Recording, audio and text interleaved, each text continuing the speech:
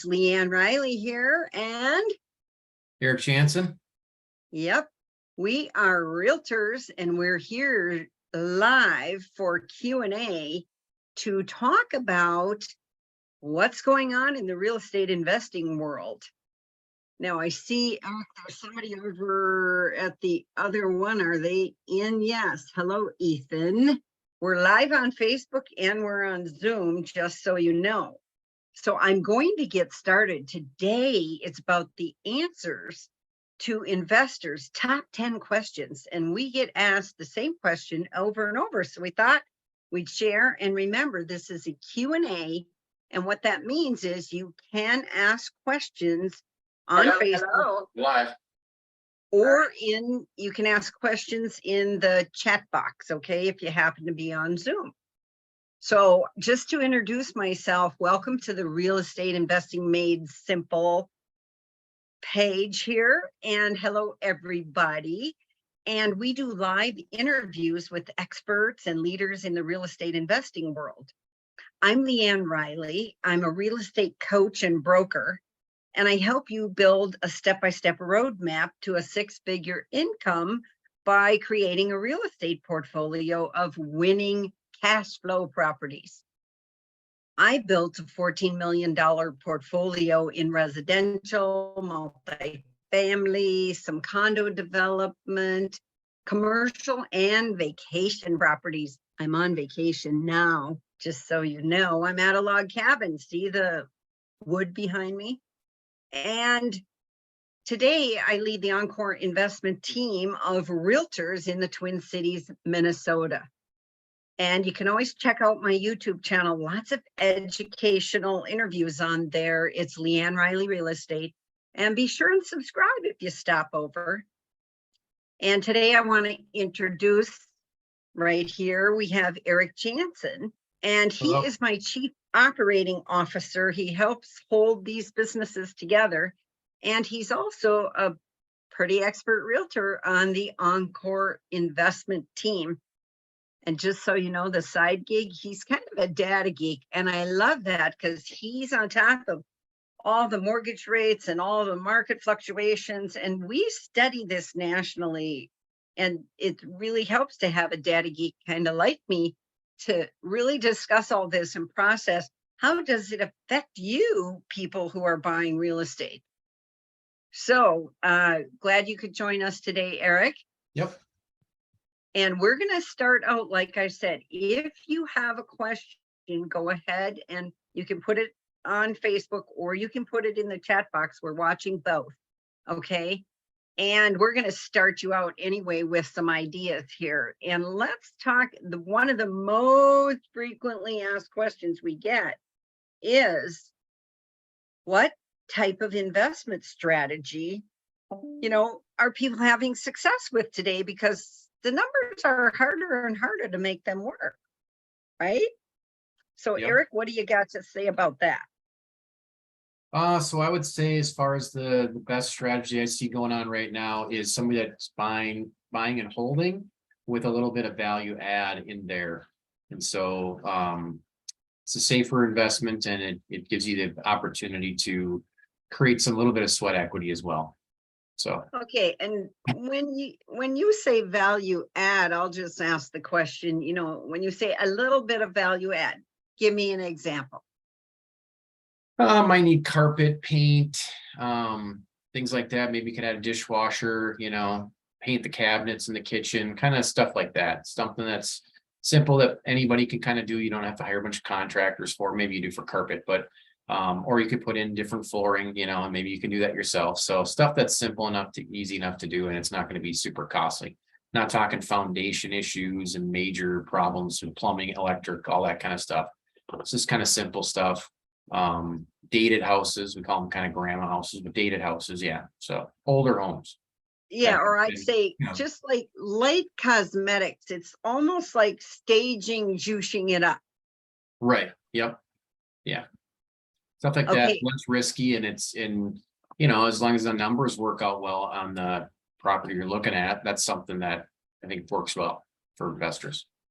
I think it does too. And for me, and this is what I teach and what the proven profit formula is about. It's about winning cash flow properties, because cash flow is the way to get that passive income, even if it's a little bit, you're above the water. And so you need to know your formulas. So I think that's whatever strategy fits into the cash flow. And this is what people don't understand. And we help them interpret different strategies for different people in different markets Right. can produce in cash flow. So I was thinking of that townhouse recently that you sold. Yep. As far as so this was a typical townhouse, folks.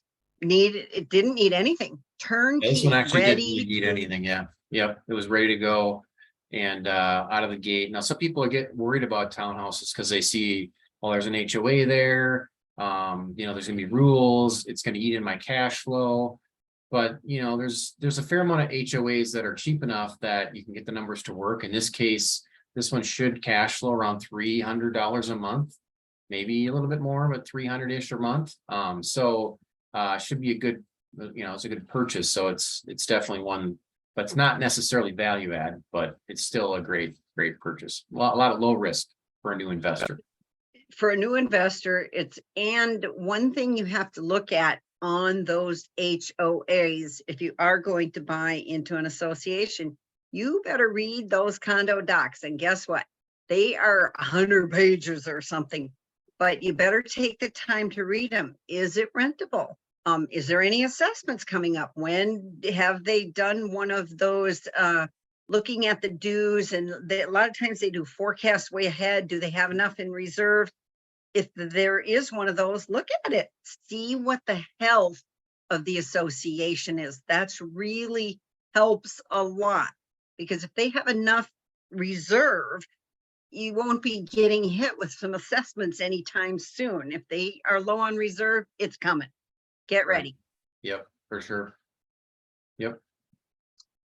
Yeah, but Okay, look at all the docs when it comes to whether you can rent it or not. Are there any restrictions to renting it and all that kind of stuff? So, yep. Yep. And if you can rent it, I know people this is in the Minnesota market, just so you know, this particular condo we're talking, or townhouse. Yep. And, the other thing this is really smart too. You got to add these things together on your strategy. Another thing about that particular townhouse, it's an end unit. Those have more value than the ones on the inside. Yep. It also happens to be at the very end of all the townhouse development. And then there's a bunch of trees quite far out. And then there's some single family houses. That's a good thing to be on the end of the development. Mm-hmm. There's a park across the street. That's another desirable thing. So again, this is about picking the right unit that is very saleable in the end, very rentable, in the right community. All of those things matter. And one thing that's kind of important, at least in our market for townhouses, is it's nice to have a 3-bedroom. You tend to be able to get the cash flow to work better at a 3-bedroom, or a 2-bedroom. Yeah, you can buy it, and if the cash flow works great, do it. But the 3-bedrooms are a little bit more rare, and you tend to work better numbers wise. They're not that much higher as value wise as far as the price goes than a 2-bedroom is for the most part. But you can get more, definitely more in rent. So those are good finds. So, and that's what this one was. I want to just see if the chat works over here. So we've got a bunch of people in here. And so somebody raise your hand or go ahead and, would you want to buy something what was the price of that thing? 200. Yeah. So how much down payment would that be? 20%, it's about 50,000. So about 50,000 down, and you're going to have 300 and something dollars cash flow in 1 month. Mm-hmm. How many of you out there listening, is that a good deal or not? Put yes or no there in the chat, either on Facebook or in my webinar. And I don't see one single person answering. So I'm worried that the chat box isn't working right. It's not? I don't know. Yeah, I was repeating what you were saying. Yeah, somebody put a message in there just to make sure that darn chat box works. Because I don't see anything in my webinar chat, or raise your hand, somebody help. If the chat box doesn't work, you can go, oh yeah. There, somebody did. Yep, Eileen, thank you. She says, thank- so the chat box is working. Thank you. Okay. perfect. Appreciate it. Okay. All right. So does anybody have a question? Eileen, do you have any questions? Go ahead and put them in. Otherwise, we are going to talk a little bit more about, let me look at question number 2 that people asked. We have a lot more on strategy, but we'll save some of that. And I'm going to go on to question number 2. Some people submitted some. Okay. This was a vote between what type of property would be best for my strategy, someone asked. Townhome over a duplex. So let's talk about that. A duplex is 2 units. So you could live in one side, rent out the other, but you're not going to cash flow in that situation, but you're going to have cheap rent. Maybe not. Yeah. Yeah. Yeah, Yeah, we think usually. that's the biggest thing, is what strategy are you looking at from, are you looking at house hack? Then I would say probably duplex, depending on the numbers, it could be both. Inventory wise, you're going to have a lot more opportunity with townhomes available on the market than you're going to see in duplexes. When I think of duplex, Yeah, a lot of St. Paul, so there's the whole rent stabilization that you have to think about as well. So there's yeah, there might be regulations on duplexes, same as townhouses has regulations. You have to weigh your regulatory issues. Correct. Yeah, you got the HOA versus maybe you're in a city where there's regulations, because like I said, a lot of the duplexes are going to be in the cities. So. Yes, and what he's referring to is St. Paul, Minnesota has one of the most regulated rent control situations going on, and it's fairly new. It's maybe only a year and a half old or something. They're still trying to work it out, believe me. Eileen responded. Oh, good.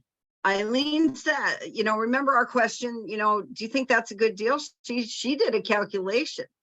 $300 a month times 12 divided by your 50,000 investment is a 7.2% return, better than a savings account. So she says, go for it. Right. Well, and remember, the tenant is paying down your mortgage. Remember that. Mm-hmm. So that is over time. That 7.2% gets better over time.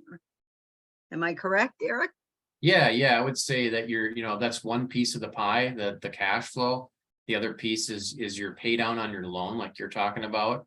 You've got potential appreciation of the property, and then you also have a tax depreciation on the property. That's right. So you got all those different things that you can pile together and really have probably a lot higher return if you looked at all of it together. And that is why a lot of people get into real estate investing. I really like what you said about the depreciation. High income earners, there's just no way to quit paying all those taxes. But if you invest in real estate, you can knock your income down through depreciation. And that saves you money now this year while you're earning that return over time. Yep. So this is kind of about compounding ways to make money. Leveraging, using leverage to build passive income. Yep. That's our game. So now this townhome over the duplex. The very first property I bought was a triplex.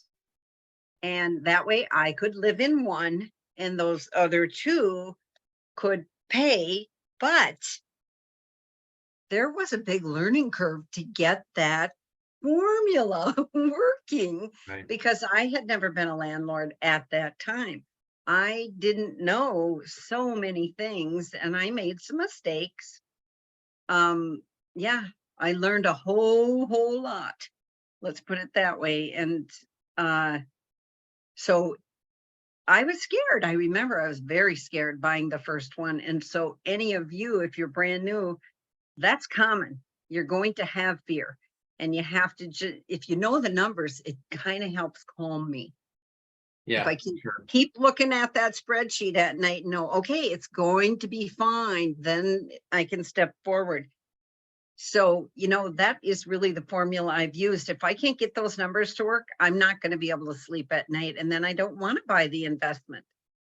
Mhm. Yeah, I think that's definitely a good point. We're talking about knowing the numbers and being able to feel confident in what you're purchasing because you know if it's going to cash flow or not, and you're not guessing and hoping and I don't know, I think it might be this, or I might be able to do this, or I'm not sure. And then I don't know how you sleep at night when you're doing that because you know it's just a guessing game. So yeah, for sure, knowing the numbers is much better for you. Back to our townhome over the duplex. The other thing, the duplex may go up in value more than that townhome quicker if Yeah. it's in the right location. Yep. Yeah. Oh yeah. Yeah. Yeah. If that duplex is in the suburbs, it's probably going to go up a lot, Yes. but it still could go up more than the townhome, depending on where they're both located. Yeah, for sure.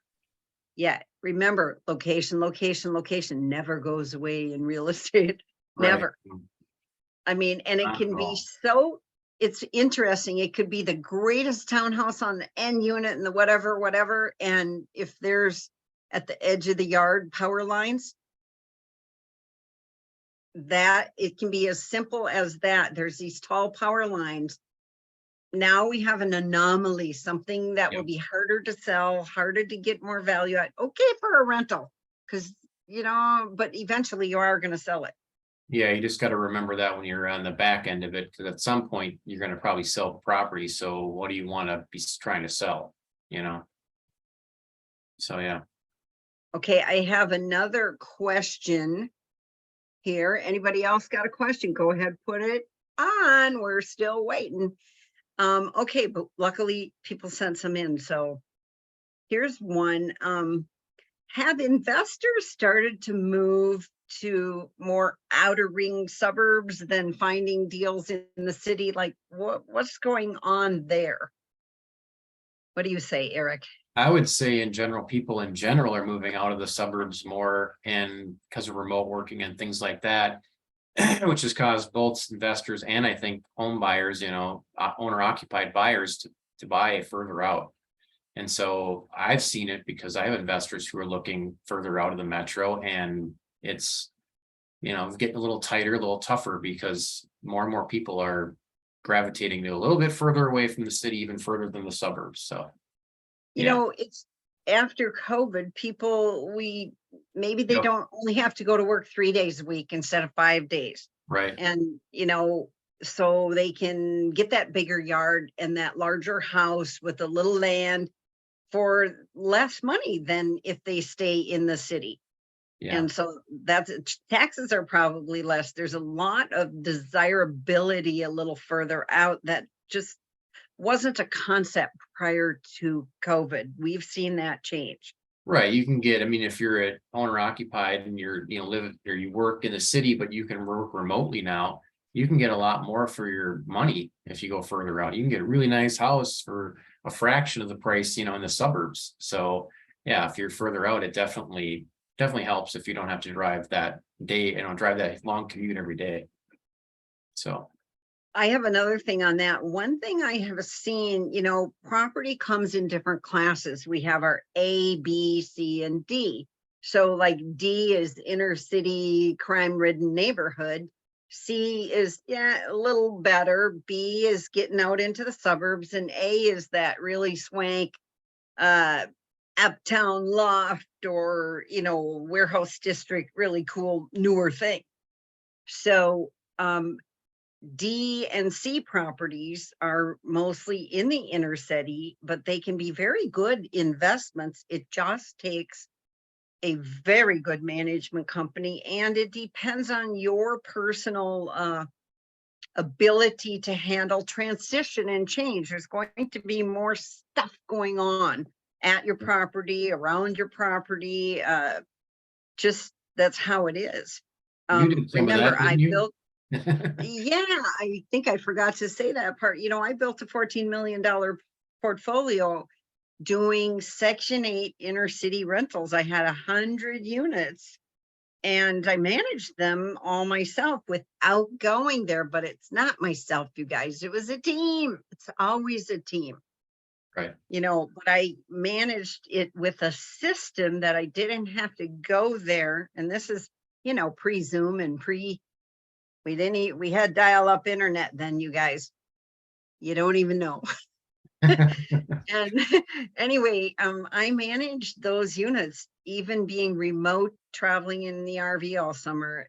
But it's because I had a beautiful team back here and we had a system, and yeah, systems work. And that's what I teach. Yep. So, the question was though, can you find deals that work in the suburbs versus in the inner city? It may be less expensive in that crime-ridden district, but it has its own caveats. Right. Yeah, you can find cheaper deals there, but does that mean they're better deals? Right. I'd say not always, because sometimes that nice side-by-side duplex out, and I saw one out in a suburb. It was higher priced, but it was 4 bedrooms on both sides, 2 garages in between, almost like 2 separate houses. If you think about the appreciable value, it was big on that one over not too long of a time, because it's out in the suburbs, very livable, 4 bedrooms, easy to rent. Yeah. Yeah, and if you're in the inner city, it can become difficult. Like you said, you need to have a good management. You need to know what you're doing, because that's where you could get into some issues with not getting rent paid, and then you're dealing with evictions and all that stuff. So, and then you get to the property, it's trashed, and yeah. I've heard horror there's good and there's stories. bad.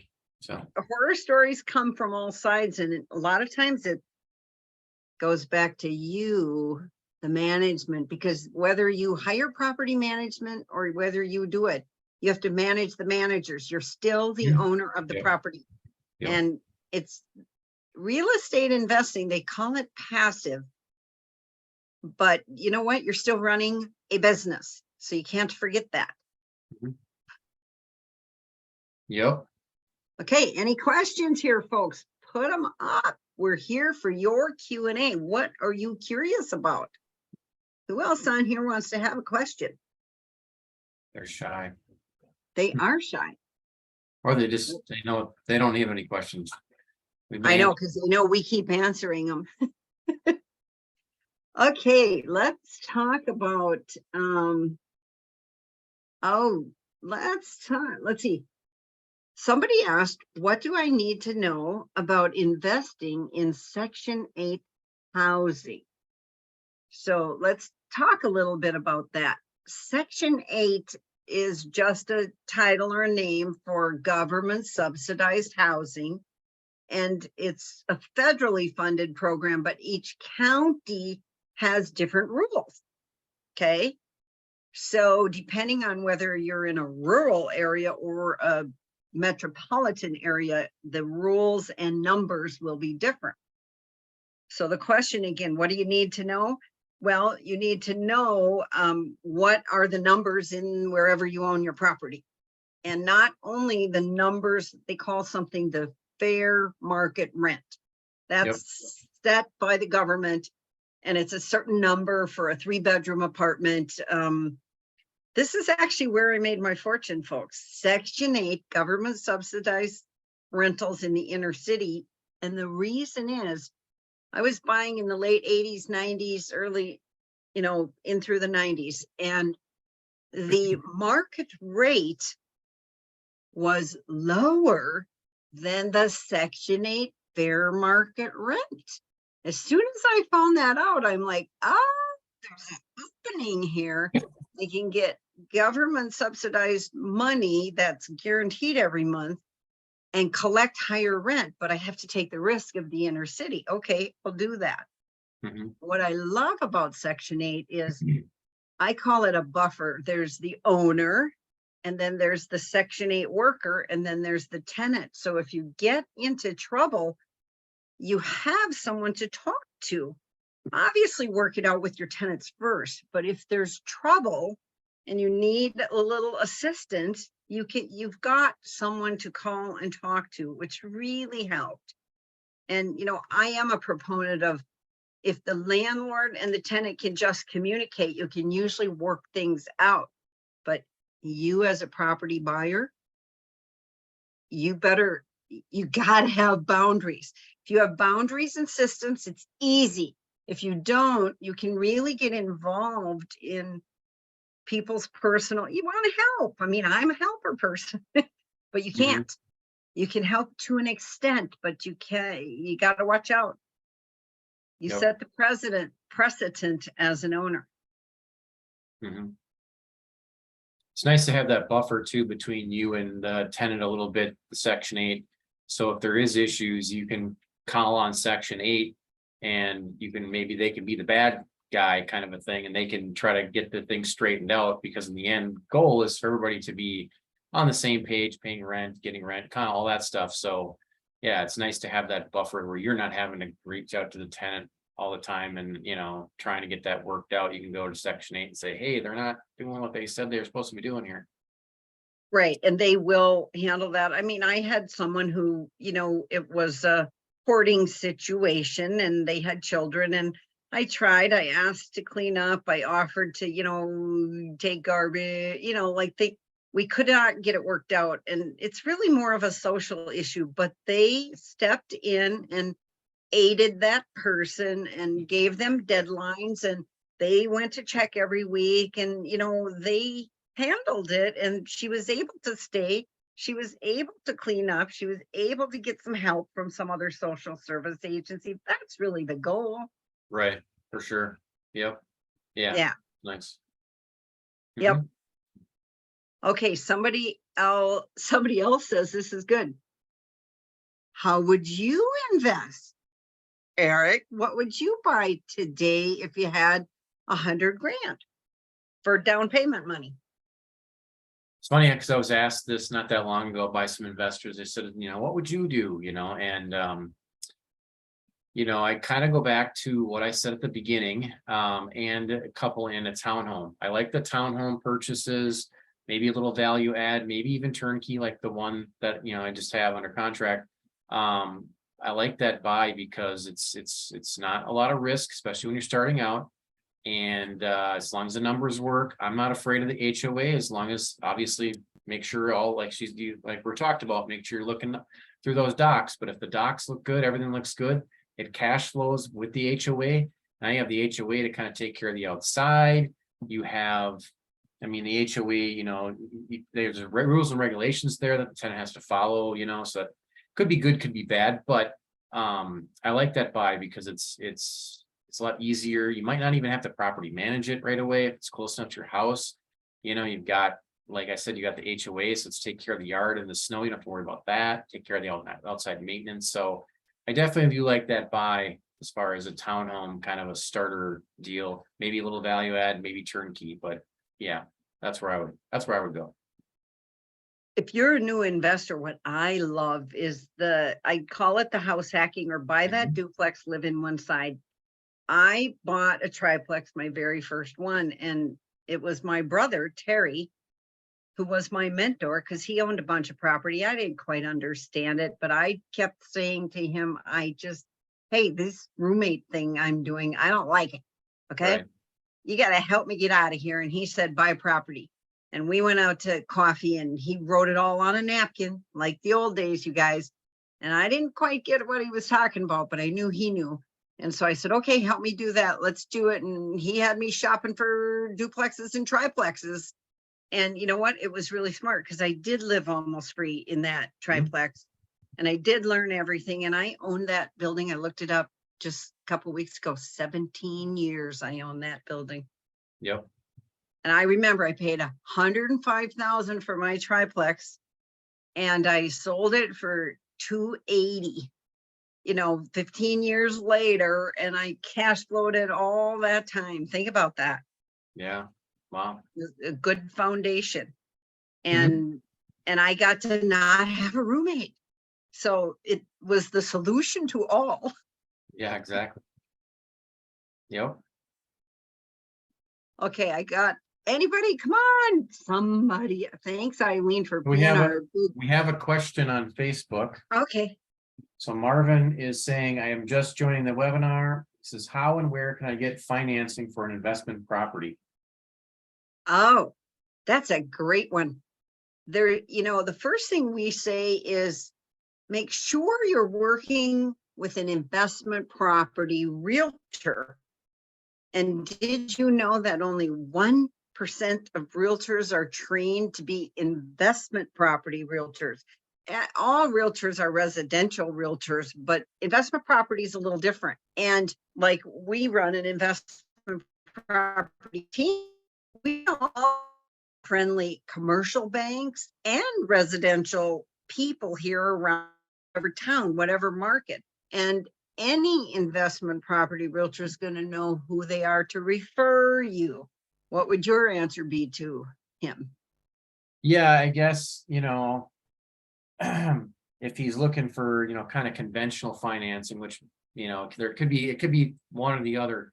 I'm kind of thinking creative financing or conventional. I'm not sure which one he's asking, but yeah, I would say to definitely start out with finding an investor friendly agent that's going to then know investor friendly lenders that will work with you on those things, and they'll know, like with our team, you'll know the lenders, you'll know the whole team. Really, there's more than that, but that know how to do these deals. If you're looking for creative or private, that's kind of a whole different ball, it's a whole different animal there. But I would say starting with that agent regardless, because they're going to help you, direct you, and kind of, if you're looking for hard money, they're going to have, resources probably there too, and stuff like that. So yeah, I think any financing, I think you start with the agent, and the agent will then be able to help you. Because I work with clients where they already have the lender, and then they come to me, and then the lender doesn't really work well with investments, or just in general. It's like, well, that's why we have these lenders that we've already vetted, that we already know. So, And I had something to add to that. yep. Also, when you're looking, now you have this, it's okay to shop mortgage rates. Honestly, it's okay to shop during that window, because right now it's volatile and we find people offering different things. We do. Yep. Yeah, there's a lot of creativity, like something called a DSCR loan. Mhm. What does that stand for? Jeez, I know, but I can't. Okay, so it's just done in a whole new formula. It's going to be a higher rate, but it sometimes works. And I think he was asking about creative financing. These Debt service investment, coverage. yeah, debt service coverage ratio there. Thank you. Yeah, we both So it depends forgot. on the debt service on the piece of property. That loan is looking more at the piece of property and what you're buying than yes, your personal credit matters, but it's really looking more at a sort of a commercial view of even a 2 to 4 unit. So you need to shop around to see which one is the best one for your particular situation. Yep. And what's interesting on that is I actually met with an investor today who's getting a DSCR loan, who's approved. I talked to both the investor, their partners, and the lender today. And it's interesting because depending on the property and the situation and what the rents are and how much cash flow that property could produce determines also how much money they have to put down. Mhm. So they could put down anywhere from 20 to 30%, he said, the lender, based on how that property produces for cash flow. So, and if they put 30%, does their rate go down? I would imagine maybe yeah, I a would little. imagine, we didn't talk about that, but I would imagine it would go down a little. Yeah. Yeah, but the rates are, they're hovering 7, they're 6.5 to 7.5. Well, they're higher than that, so. Yeah, we've seen In worse. this scenario, they were talking about, they're gonna be a little over 8, Yep. so. You know, And, one other thing he asked about creative financing, there is creative financing out there, but you need a realtor who understands contract for deeds and yep, wholesale deals. And, we turf subject in to the sum of different, mortgage and all that, yeah. yeah, we turf in different language than residential realtors, and not afraid of wholesale deals and subject to deals. And we know what they mean. Investment people will, where a lot of realtors just, the normal people are just getting a regular mortgage and living in it. And that's the end of the game. Mhm. This is a way bigger monopoly game here, folks. Oh, somebody wants short-term rentals. Okay, so interested in learning more about short-term rentals. That's where I was going to talk too. Okay, Right. A so lot of let's, questions just posted. Did you see that? There's like 3 questions in there. yeah, so You guys let's should learn more do the about first short-term one. rental. Let's do How the do you first one. Okay, Short-term rentals, that's great topic. And if you read, industry wide, we had a big surge during COVID, and it's lightened up a little. yeah, And regular cities have gone crazy on regulation. yeah, I've heard a stat recently that 50% of all of the short-term rentals that are on the market now, that are being rented out now, were purchased after 2020. So think about that. We were at this pace, and all of a sudden it's up Doubled. here. And so now, can we keep them occupied? Are people traveling that much to fill Right, that gap? right. Would be the question. Mhm. So short-term rentals are tricky. Again, location, location, location. We're back to that, because you got to be near that place where people might go visit, the tourist type situation, and then be staying at your rental. You can't be out in the middle of nowheresville, because who would want to go there? Right. Other thing I would say is like you're talking about with the cities and regulations, make sure that when you buy a short-term rental, you're having a backup plan to that. Because at any moment, you could, let's say you bought a short-term rental and you're in a suburb or somewhere, and that city, the neighbor bought their house, and now next door is basically a hotel now. And people start to get a little grumpy about that and say, I didn't buy my house to live next to a hotel. And so they start going to the city, and pretty soon the city votes on it and they say no more short-term rentals. Well, now what are you gonna do? But if you can rent that long-term and it still cash flows, or at least breaks even, or it's close, or it's not like negative $500 or something crazy, then you're okay. So just making sure you have plan B in place, just in case your short-term rental plan A falls apart. Yes. And that's critical in any kind of investment. What's plan B, just in Yeah, case? you're right, exactly. What is plan B? I like to know A and B, and I even kind of figure out C. Hmm. What if I had to sell it in 1 year? How would that look? Right. C What could would, be sell it, yeah, yep, I mean, like what, or let's say I am doing a fix and flip, okay, and it takes me a whole year and all those added costs of the money, and then, what is the end result? Yeah, maybe I made 25,000, but wait a minute, time is money. Maybe I only made 10. right, yep. So short-term rentals are tricky, got to be But they're proper. definitely can be profitable. There's a Oh, lot of they can money to be be. made if you can get it all set up right and do it right. Yeah, for sure. Oh, they can. I have one guy who, he was transitioning out of his job. He joined my coaching program, and he bought one short-term rental in Tennessee in the right spot. And he was able to retire and replace his income and not work for a year with that one perfectly timed right rental. And he worked very hard to get the right one. He decorated it properly. He had a theme. He did everything. He studied, and did it all. Yep, And it's super successful. yep, yep. So it can be done. Hmm. So then the next thing, how do you shop for loans? Is DSCR loans better than conventional? No, nothing's better than I guess cash is king. Cash We all is know king. that. And then, the least amount down is FHA and VA, but you qualify or you don't. And that's only if you live Owner there. occupy, yeah. Yeah, you have to own or occupy. Then we move into the more, if it's a investment property, unfortunately, we're looking at 20 to 25% down if you don't live there. Mhm. And that is what makes this challenging to be profitable in real estate investing. That down payment is a hit. Right. Now I'll go back to that creative financing question that I think Matt had on Facebook. Marvin. Yeah, Martin, there you go. Marvin, Mm. the creative financing, that is, you can find, I saw some deals, I got a little list, 10% down, contract for deed. You can find them. They're out there. They're tricky, but they're out there. Mhm. And again, And I that's think it okay. starts with that agent, finding the right agent. Yeah, be able to you got to find understand them. that.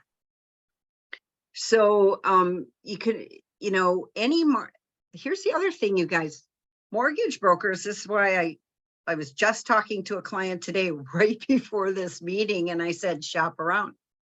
And the reason is, there's mortgage originators that are like the bank may do the mortgages right out of the bank. Okay. And then take a large bank, they're going to sell off those loans. So they add something called overrides, points, fees, rules. You want to get down to the core people, not the guy with all the overrides. They'll say no and add up the rates. If you can get to a mortgage broker, they will have several companies to choose from, so they can shop your deal versus give you one rate. So sometimes to go to the big bank, I remember back in my days of buying real estate, I forgot what I was buying, some investment thing, went to the bank for the day of the closing. The day of the closing, at the closing, they said, we can't do the loan. It was a big bank and they had overrides and they had said, yes, but they really couldn't do the loan. Yeah, Wow. I salvaged it, ran somewhere else and got it, but it was like, I couldn't believe it. I couldn't believe they didn't even, like, you'd think they'd call first, right? That's terrible. It was terrible. Yeah. And it was all somebody just over promising and under delivering. Mhm. But I was green. Did we ask how to predict income and make sure expenses are covered? Oh, you start with that one. Well, as far as predicting income, that's your rental, comp. So it's looking up and figuring out what that property is going to rent for. Maybe it already has existing rents. That helps at least get you on track. And even if it does or not, I would definitely double check and see what you could potentially rent it for. There's many different places you can go to find out and figure out what that property would rent for. So that, and then, you gotta know your numbers. So you gotta be able to know what expenses you're gonna have, plugging all those in, and then doing your calculation to see where you're at. So. Well, and I would say when you're checking those rental comps, a lot of people go to Zillow or Realtor.com or something like that. That's all cool, but it doesn't hurt to check. Just look in your own community, wherever that house is located. What are the other 3 bedrooms renting for right now that are for rent? Go ahead and look, on Facebook or wherever it is. You can see what the market's doing right by your house. You can't be 4 miles away, folks. Could be a whole different thing. Or let's say there's a giant freeway and you're on the east side. Don't be shopping rent rates on the west side. You've got to stay in your neighborhood. This is the same as when we comp a house. The comps are within a mile. They are not further. And if there's a freeway in the middle, they're not on the other side. Then it's a half a mile. You've got to be very, very careful about your comps when you're figuring out that rent. And then I'm a conservative analyzer. If it says 2,200 is the high, I'm probably going to use 2,100, 2,150. I'm not going to grab that number. Oh Yeah. What I would say to that is, yeah, if it's 2,200 in the high, I'm gonna do my calculations and make sure 2,000 works. But then when I go to rent it, I'm gonna try to get 2,200 or more. Exactly, exactly. But I know I can sleep at night because if I can only get 2,000, I'll be okay. Or this can happen too. This happens in Minnesota. No, probably could happen in Florida in just the reverse, just so you know. In Minnesota, it's the dead of the winter and nobody's renting a new place right around the holidays in January. It's too damn cold. So I would make sure that my rental wasn't coming up for renewal then. And if I just bought something in October and I had to do a little fixes and oh, now it's November, know that I might have to take that first lease shorter term, take a 6-month lease and it's going to be cheaper, or take a year and a half, time it out. So you're next time it turns, it's at the right time and not in the dead of the winter.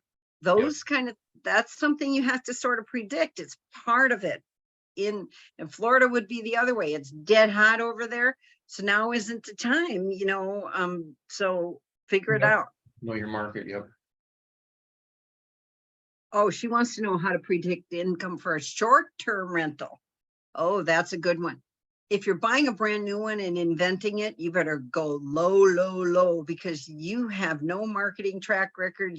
Nobody's ever heard of you. You got to build clientele. And that does not come all in that first year, believe me. Now, if you're buying an existing short-term rental, you should have their numbers.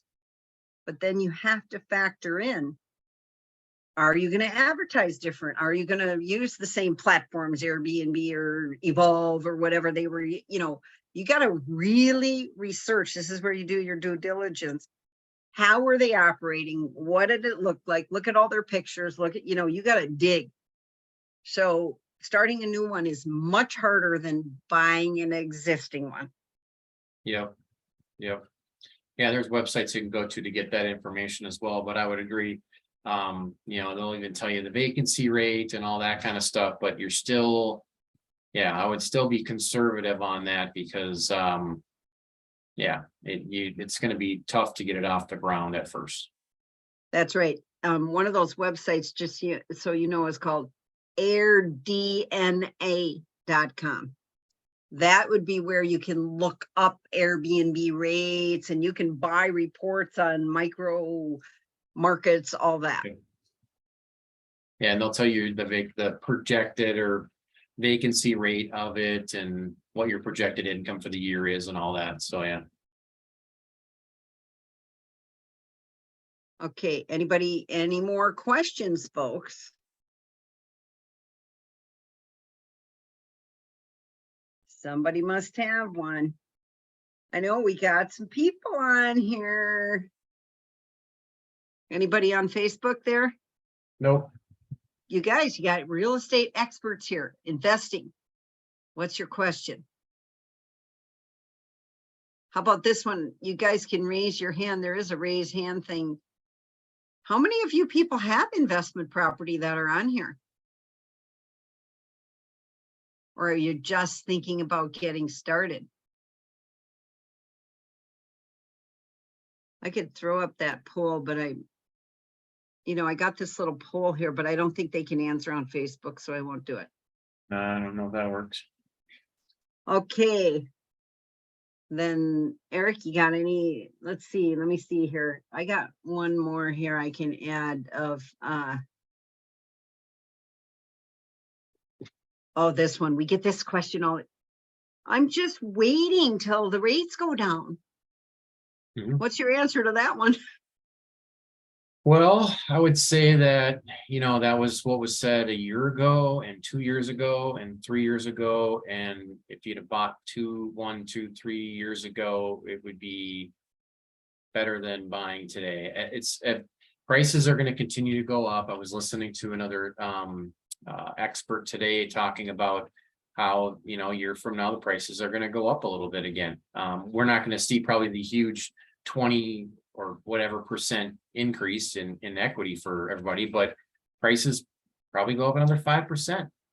And so, will rates come down to equal that out? Nobody has a crystal ball, but, prices have gone up, rates are gonna have to come down, otherwise it's gonna be more difficult potentially to cash flow. Maybe rents will go up too, but in the end, it's always best to buy now, because in the end, usually properties appreciate over time. So yeah, I would say it's always best to get in the game rather than to wait.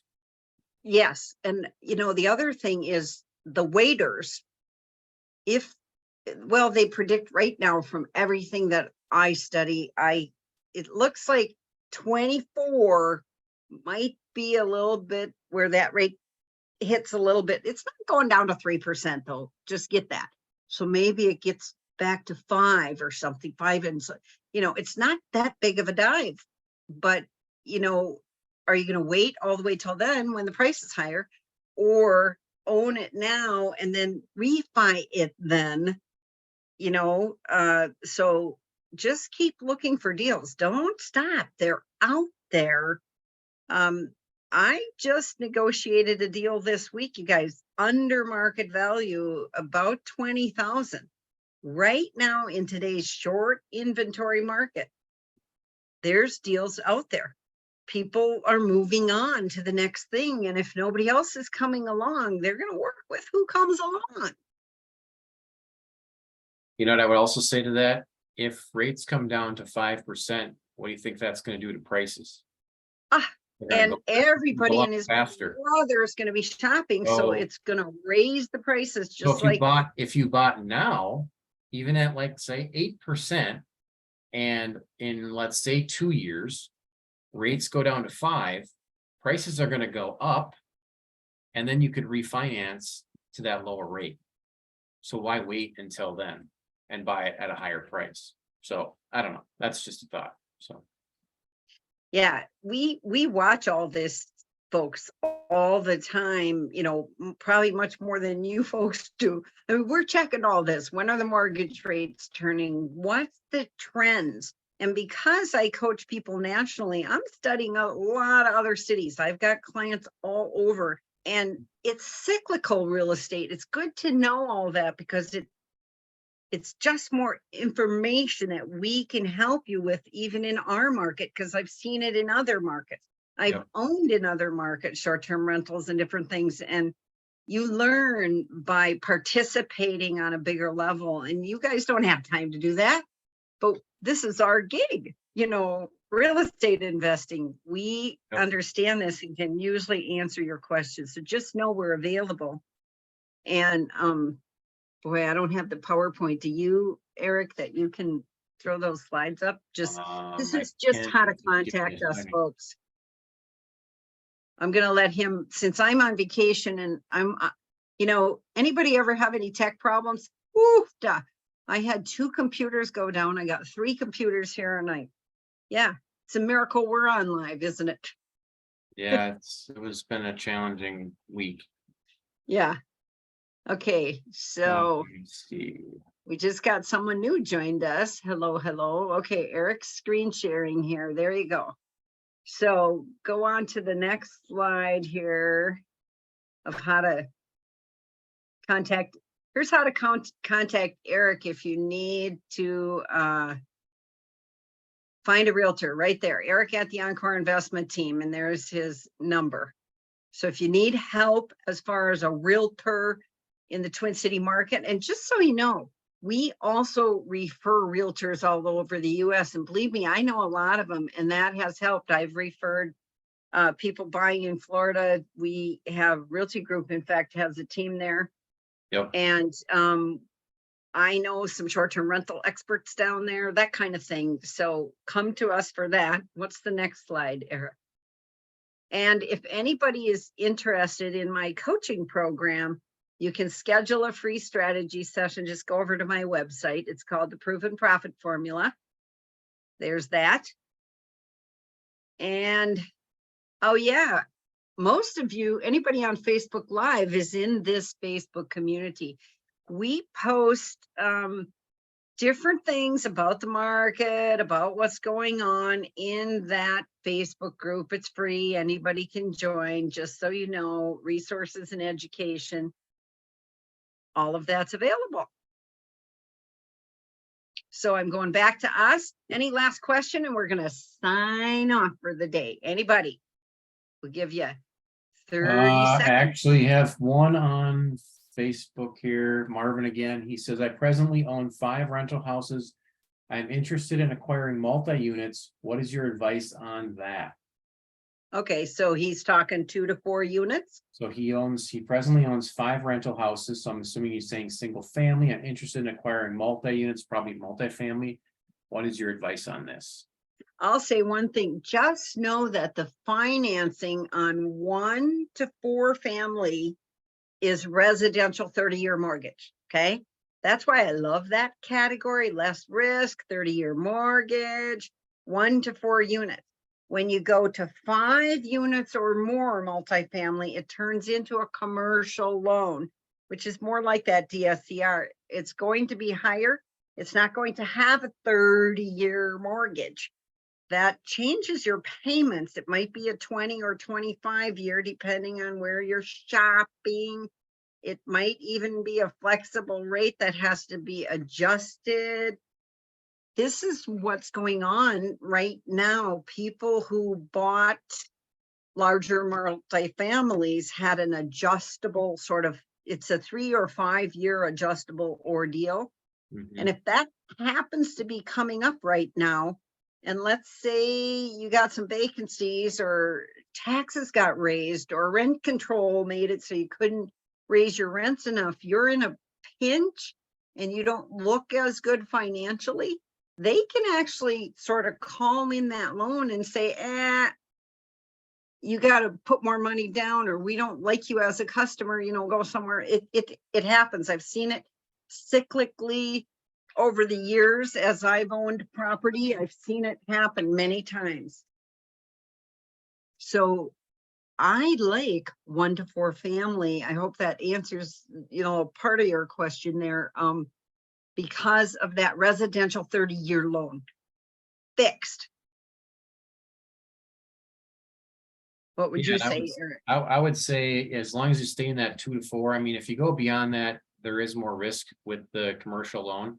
So I mean, you can do that. I mean, the whole idea is the more doors you have, if one is vacant, it's less percentage of the whole property that's vacant, right? Kind of a thing. But I like the 2 to 4 units as well. Less risk with not having a commercial loan, and then you have the ability to have potentially more cash flow. Potentially can be worth more down the road. So there's definitely advantages to having a 2 to 4 unit. Yeah, and I'm sure he does well on his single family. It's very similar, but now you got 2 people or 4 people. It's that more tenants, a little more property management happens when you move into the multifamily. Yeah, if you're not property managing yet, you're going to probably want to very soon if you start to acquire 2 to 4 units. Yeah, because single family, you can pretty much do it yourself, because they have to do the snow, the lawn, the everything, pay every utility bill. Maybe the dishwasher breaks, they're going to call you. You can manage that. A lot of people do. Unless it's in a different city. If you live in California and you're buying real estate in the Midwest because the prices are ridiculous out there, then you probably want a property manager because you're not there. Right. But otherwise, it can be done with limited time. Also, one more thing I want to say about that.